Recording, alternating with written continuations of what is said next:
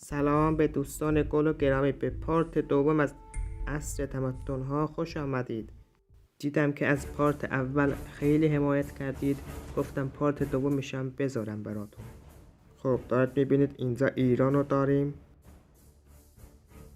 پارت قبلی به آذربایجان حمله کردیم. اگه ندیدید برید حتما ببینید پارت اولشو.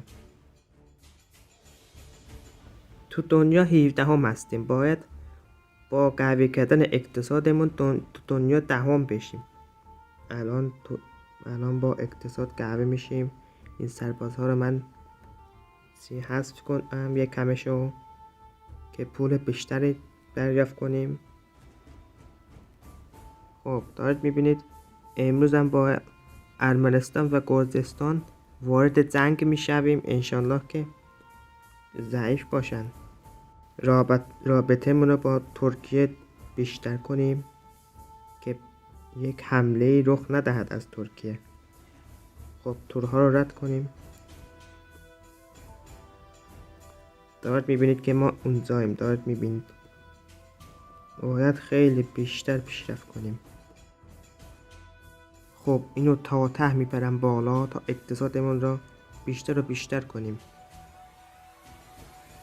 خب داریم پول خرج میکنیم تا اقتصادمون بیشتر بشه. دارید میبینید پولمون کم میشه. الان یکم دیگه 11 میشیم. بذار ببینم تو دنیا جنگ هست یا نه. نه نیست. برو تورها رو رد کن.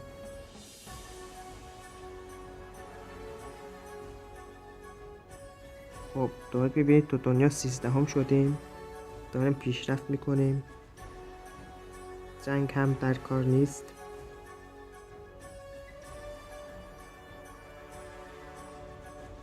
یکم دیگه بریم. خب حله دیگه بسته اینقدر اقتصاد زدن. دارید میبینید تو دنیا 4 شدیم تو اقتصاد. این خیلی پیشرفته خوبیه. روسیه هم رد کردیم، آمریکا رو هم رد کردیم، همه رو.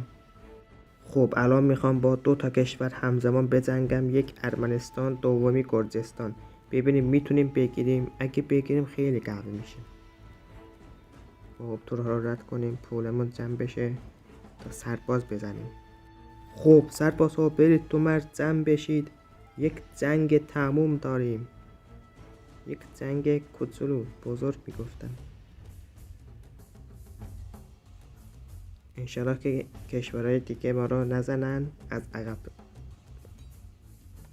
خب سرباز بزنیم. ارمنستان ما داریم میاییم. خب یکم دیگه سرباز بزنم. خب الان حمله کنیم. 1 2 3 برو بریم.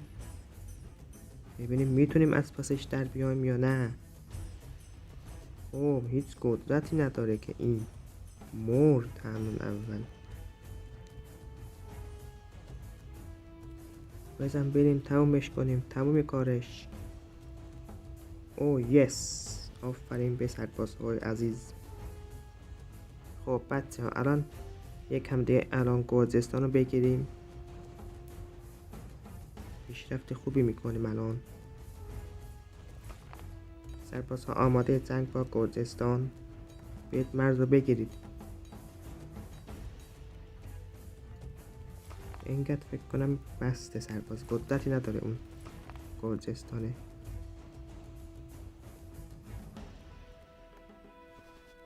یکم دیگه جا به جا کنیم سربازها رو. خب آماده جنگیم.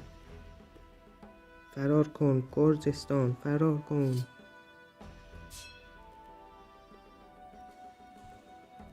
الان اینو بگیریم به دریای سیاه وصل میشیم. اول اونا بعد ما. برو بریم. خب اولش خوب رفتیم.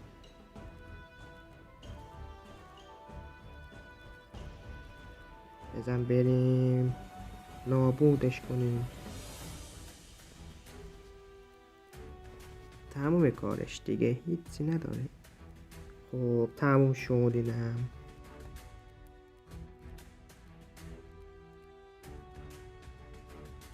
خب باهاشون اعلان صلح کنیم و خاک‌هاشون رو پس بگیریم.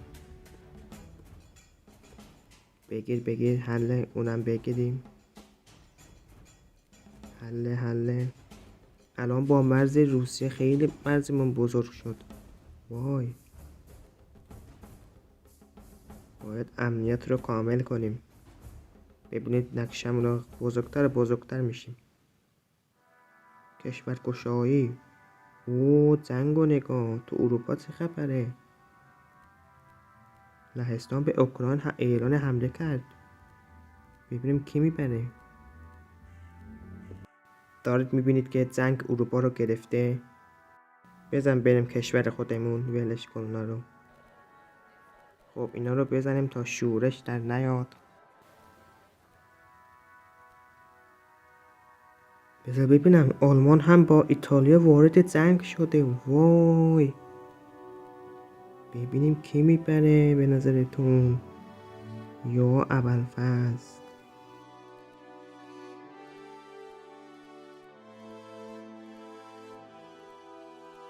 اوه آلمان چه حمله ای میکنه. وای، ایتالیا هم قویه. بریم خونه خودمون. اینم از این ویدیو. اگه دوست داشتید لایک و کامنت یادتون نره. تو سری های بعدی. خدا حافظ.